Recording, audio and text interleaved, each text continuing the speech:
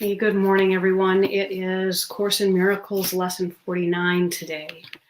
God's voice speaks to me all through the day. It is quite possible to listen to God's voice all through the day without interrupting your regular activities in any way. The part of your mind in which truth abides is in a constant communication with God, whether you are aware of it or not. It is the other part of your mind that functions in the world and obeys the world's laws. It is this part that is constantly distracted, disorganized, and highly uncertain. The part that is listening to the voice of God is calm, always at rest, and wholly certain.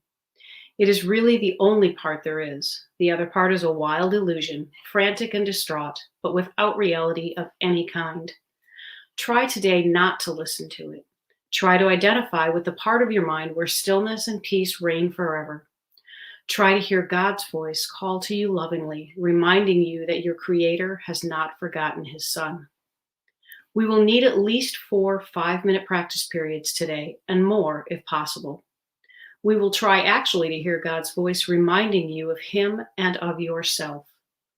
We will approach this happiest and holiest of thoughts with confidence, knowing that in doing so, we are joining our will with the will of God. He wants you to hear His voice. He gave it to you to be heard. Listen in deep silence. Be very still and open your mind. Go past all the raucous shrieks and sick imaginings that cover your real thoughts and obscure your eternal link with God. Sink deep into the peace that waits for you beyond the frantic, riotous thoughts and sights and sounds of this insane world. You do not live here. We are trying to reach your real home. We are trying to reach the place where you are truly welcome. We are trying to reach God. Do not forget to repeat today's idea very frequently. Do so with your eyes open when necessary, but closed when possible. And be sure to sit quietly and repeat the idea for today whenever you can, closing your eyes on the world and realizing that you are inviting God's voice to speak to you.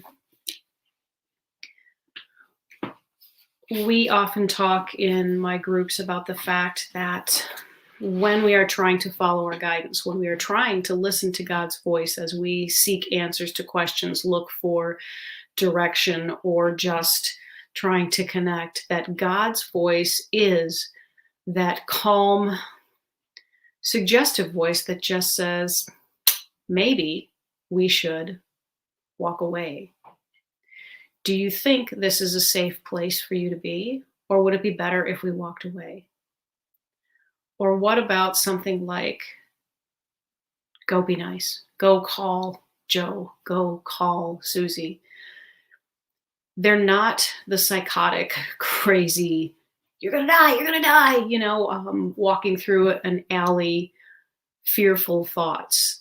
They are not the tantrum-driven ideas. They are not the shrieking things that stop us in our tracks. They are calm, they are consistent, and they are informative.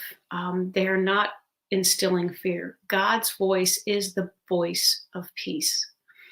And it's really a vibration rather than a voice. And so if you're listening for words, it may not be words. It may be a feeling. It may be a sense. It may be a picture in your mind.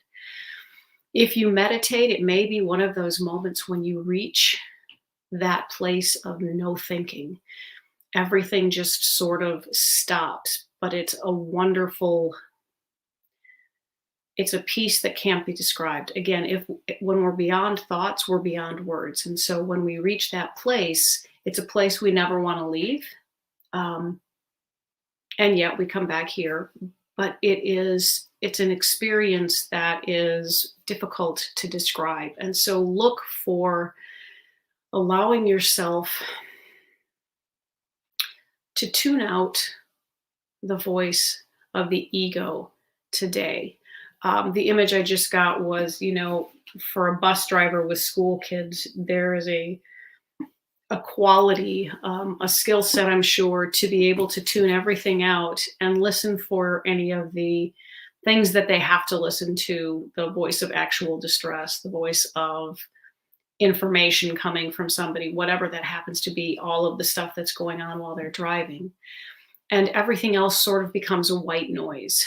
Let your ego become white noise and listen for the voice of God. Okay. Now let's go on to Tina Spalding's A Year of Forgiveness, her channelings from Jesus, about lesson 49. And again, God's voice speaks to me all through the day. You are blessed beings indeed. I am that one that you know as Jesus. It is important for you to understand the ego's voice, that the ego's voice talks to you all through the day as well as God's. When you choose not to listen to the ego's voice and go beneath its raucous cries of attack, shame, and fear, you can reach another level of consciousness. It is always there, dear ones. It is always there. You are so busy reacting to the voice in your head that says, buy this, eat that, drink this, she's bad, he's bad, you're bad, that you never get to hear the guidance we often speak about when we channel through this being. This being, Tina Spalding, quieted her mind through the practice of forgiveness. Through the practice of forgiveness, she quieted her mind enough from the raucous voice of the ego so that we could be heard.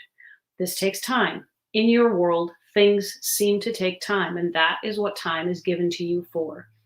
Time is not given to you to become wealthy, nor is it time given to you to become old or sick. Time is given to you to learn how to hear the voice of God, to hear the guidance from deep inside of you beneath the ego's crazy and vicious voice. To weaken the ego, you must stop listening and reacting to it. You must stop believing these thoughts and impetuses to do certain things. You must quiet your mind and align it with less combative thoughts, ideas, and beliefs. You must go beneath the surface to the storm. Just like in your oceans, you see that deep, calm quiet beneath the waves that constantly ebb and flow. Deep down beneath the tides that move back and forth, there is calm. The same is true of your minds. Remember, the world you live in reflects consciousness. You can use the ocean as an analogy as well as skies. What always remains above the clouds and storms? The sun always shines, a constant and loving emanation of energy that gives life, that symbolizes what in your world you call God. It is a physical symbol to remind you of the truth of God's voice. That love-giving essence is always available to you, even though it may be hidden beneath storm clouds. No, it is always there. I am the one that you know as Jesus. We will speak again tomorrow. And so, like the white noise analogy, if you think of the ocean, and I may have misread that, if you go beneath the storm, if you go beneath the surface where everything is in chaos and the hurricanes and the winds, and you go down to the depths of the ocean, there is a calmness, there is nothing impacted. There's where you want to go. You want to go to a place that is outside the storm. Step outside the chaos of your life and use that calm. Listen today for the voice of God, which will whisper to you in ways that only you can understand, maybe, but they are meant for you. The messages are meant for you. So listen for that voice of calm, whether it is picture, sound, feeling, sign, it is there. And it is there for you to access and step away from the fear of the ego. Have a great day, everyone. Take care. Bye.